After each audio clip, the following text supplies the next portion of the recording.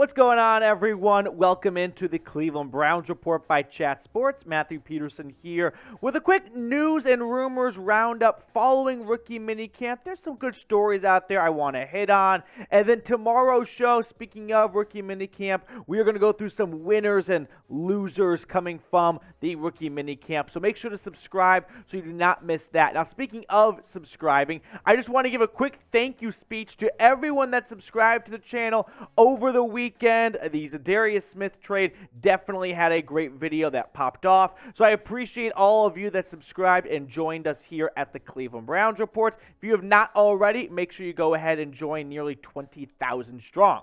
Now, we have some news items to start today's show off with the Browns themselves tweeting out, we have waived linebacker Storey Jackson and defensive tackle Roderick Perry. Roderick Perry was a UDFA defensive tackle from last year. Storey Jackson, I don't quite remember when they added him, but I don't really have to remember anymore. But this is how the Browns linebacker room and defensive line look after these two moves. So the linebacker room is definitely a spot that people are still talking about here because it is a bit, not unproven, but I don't know if it's going to be healthy week one, right? All three of those players on screen right there ended the year on injured reserve last year.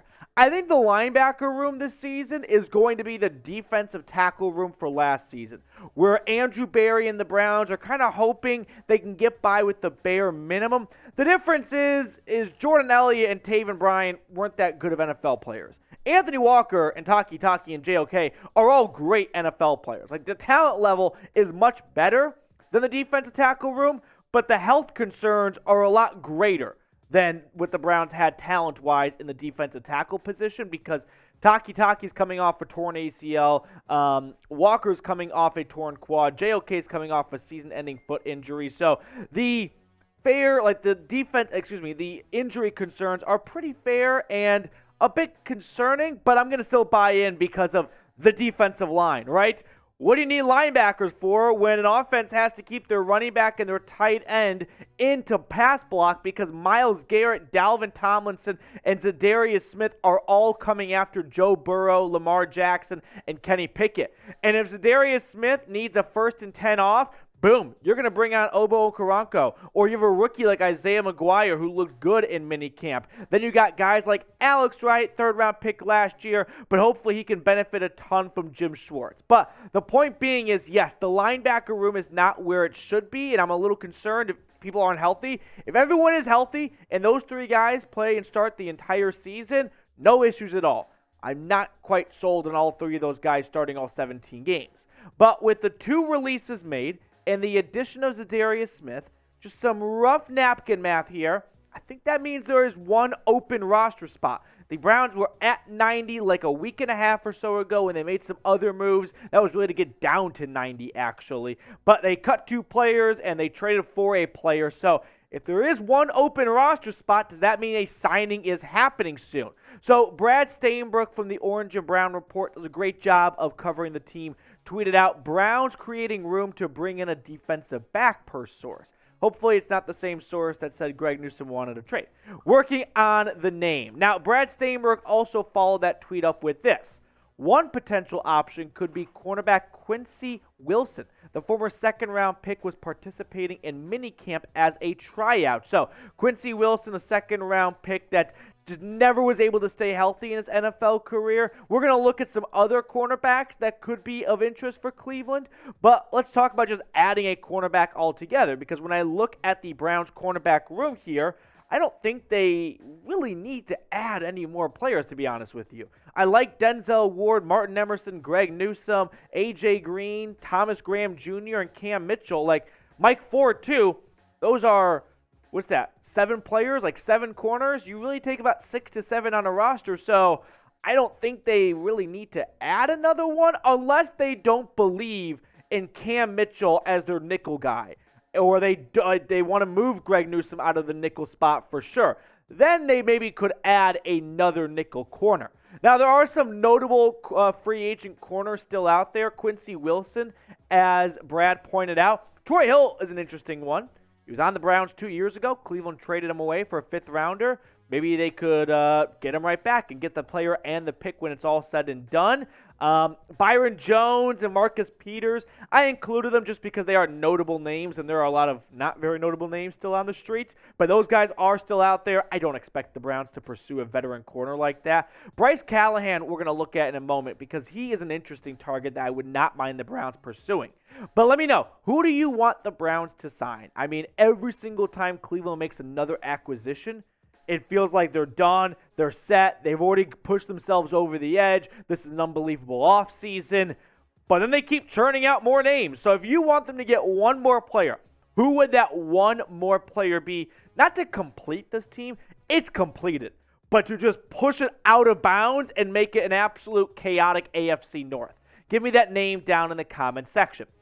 For me, I'll go with Bryce Callahan. He's one of the best nickel corners in the NFL. He is up in the age column, but if Cleveland is looking around during training camp thinking, Greg Newsome is not it at the slot position, neither is Cam Mitchell, well, Bryce Callahan, who had 3 picks and 6 pass breakups last year for the Chargers, could very well be that guy. Now, he's never really been all that healthy. I mean, 15 games last year felt like a miracle for the former Rice cornerback, but Bryce Callahan would be my top cornerback target. Now, I'm getting a bit nitpicky here because now I want to just kind of swing the conversation over to, well, if we're talking corners, it's not really outside corners because you're pretty good there in my opinion. It'd have to be nickel. Is Cam Mitchell, the 5th-round pick out of Northwestern, a nickel corner? We're very nitpicky here. But when your defense is this good, because the Browns' defense is that good now, and I can confidently say that, your problems aren't that big of problems. But the nickel spot is definitely one that the Browns are waiting to see on because Cam Mitchell was not a nickel corner at Northwestern, right? So if the transition does not go super well for him, maybe I could see them adding a veteran nickel corner. Because when you look at Cam Mitchell and where he lined up at 3 years at Northwestern, like 10 snaps in the slot position, 17 snaps, 52. So he's not a slot corner. Now, he was not a slot corner at Northwestern. That does not mean he cannot make the change. You see players move positions all the time when they come from the college ranks to the pros. I have a couple thoughts on why Cam Mitchell might be an okay nickel corner as a 5th-round pick, despite actually not having a ton of experience in that spot during his time in Evanston. Northwestern was god-awful last year. They did not win one game in the United States of America. So when they're that bad, they got to put their best players, like most talented players, at the most important position. And for Northwestern, that means playing an outside corner. So he might be better at the nickel spots. He's 5'11", $191, so he's got the good size and, aggressiveness to be a nickel corner. But I'm not shocked that Northwestern has an outside corner, even if he does not project to be that in the NFL. Another thing is, we're making Cam Mitchell out to be the savior of this Browns secondary because he can play the nickel position.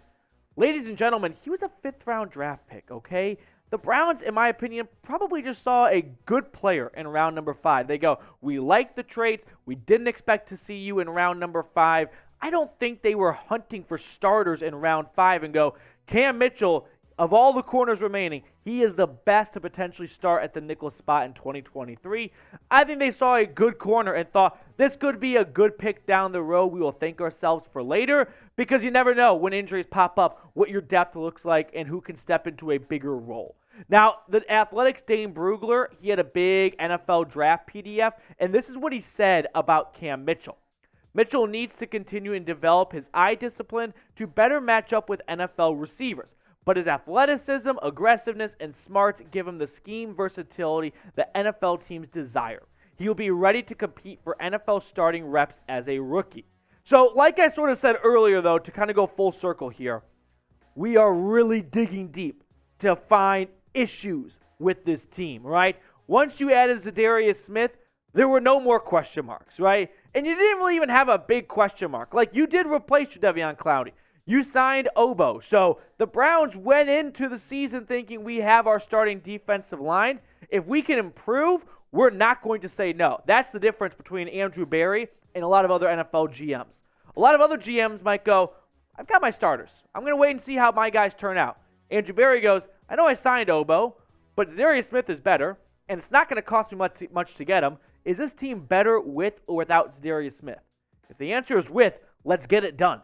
And let's have a great deep rotation between Smith, Obo, McGuire, and Alex Wright, Isaiah Thomas, whoever you want, opposite of Myles Garrett. So I know that there might be some chatter about, the Browns linebacker room and whatnot needing to be better. And I'm a part of that chatter, but at the same time, we are a pretty rich, off-season fan base right now to go, our problems aren't that big of problems compared to a lot of other teams.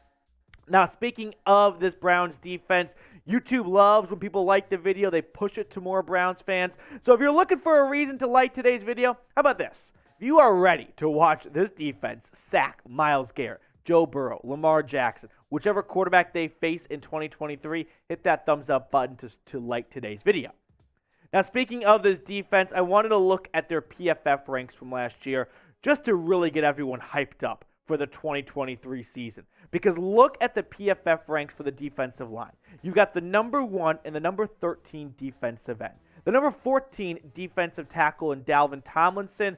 Jordan Elliott, that is the, redheaded stepchild right now. But hey, if Ika has a great training camp, boom, he's going to be your starter next to Tomlinson. And you've got 2 amazing run stoppers and then 2 unbelievable pass rushers. That is a top 5 defensive line in the NFL.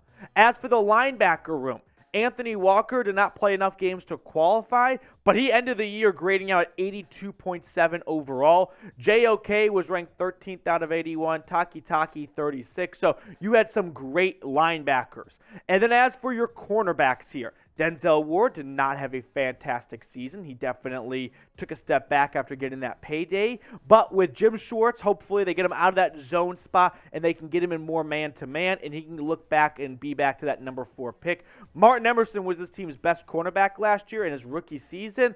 Really excited to see what he can do in year 2. And Greg Newsome, as much as people talked about wanting to trade him away, Greg Newsome is an NFL starting cornerback.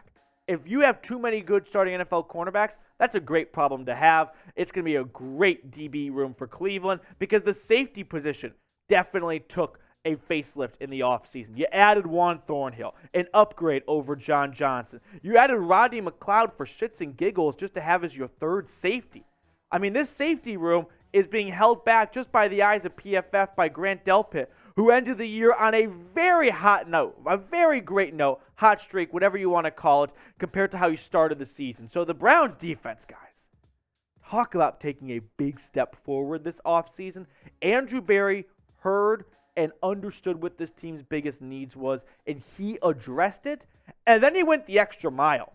He didn't just stop, right? He could have stopped at Juan Thornhill or Obo, but then he decided, we can still get better. Let's not stop now. Let's add Rodney McLeod, right? Let's add Za'Darius Smith. And let's make sure that these needs are not even questioned in the upcoming season. We've got some more topics to get to, including ESPN's just dumb power rankings. But before we do, Fanatics still has a great deal for you guys watching right now, a 2-shirt combination. It's on sale. You get a short sleeve and a long sleeve t-shirt. You got to use our link, though, chatsports.com/CLE combo. That link's in the comments and the description of today's video. So ESPN, like I said, put out their power rankings, and here's what they did. So 1 through 10, ladies and gentlemen, Chiefs, Bengals, Eagles, Bills, Niners, that all works for me. Dolphins, Cowboys, Ravens, Chargers, and Jags. So let's start by looking at numbers 11 through 15 at this point here. So the Browns not in the top 10 for ESPN's power rankings. You got the Seahawks at number 11. They moved up 1 spot. The Jets moved up 4 spots. The Lions moved down 4 spots. Vikings fell down. Steelers fell down. So the Browns are on a top 15 team. Well, surely they must be 16. Nope. Patriots are number 16. They moved up a spot. Okay, are they 17? Nope. New York Giants are number 17. And the Browns find themselves at the number 18 spot. So, a couple thoughts here, right? Raiders at 19, Packers at 20. I know that everyone wants to be mad here, right? But arguing power rankings in the offseason is one of the dumbest things we do as sports fans, because we can't go have them play on Sunday to prove whether we were right or wrong like we can in the regular season. And we all want the national media to not be giving the Browns a ton of attention because we want to fly under the radar this year. But at the same time, we still want some attention because this roster is an elite roster, right? If Deshaun Watson returns, and I fully expect him to that Pro Bowl status that he had in Houston, you've got all pros all over the field, literally. From Deshaun Watson level of play, Nick Chubb, Joel Petonio, on the defensive side with Myles Garrett, Za'Darius Smith now. You've got two, all-pro talent type players on your defensive line alone. And I don't even get to the secondary at this point. But I'm going to go full Ricky Bobby hero mode and say, with all due respect, this is super stupid. Look at the top 11 through 20 once again. Are you seriously telling me that if the Browns played the Patriots tomorrow, you would expect New England to win? Come on. If the Browns played the Vikings, you'd expect Minnesota to win. I understand that those teams either A, beat the Browns last year, or C, had a better season and went to the postseason. I get all that. But these are power rankings from the offseason, following the draft. So taking into account moves that have been made this offseason, and clearly some of the big J's in the sports media world are continuing to hate on the Browns because they don't like Deshaun Watson, and they do not want to give this Browns team any credit before they absolutely have to. It's not until the Browns start off 3-0 or something and their arms are twisted and they are forced to recognize, okay, there's a good football team in Northeast Ohio. So are the Browns a top 16 team? Are they one of the better teams in football, right? A top half team? Yes or no? I think it's a yes without a doubt, but evidently not everyone in Bristol agrees. All right, that's going to do it for us on today's show. Thank you guys so much for tuning in and hanging out with us. If you have not subscribed, please go ahead and do so. We'll sign off and see everyone later.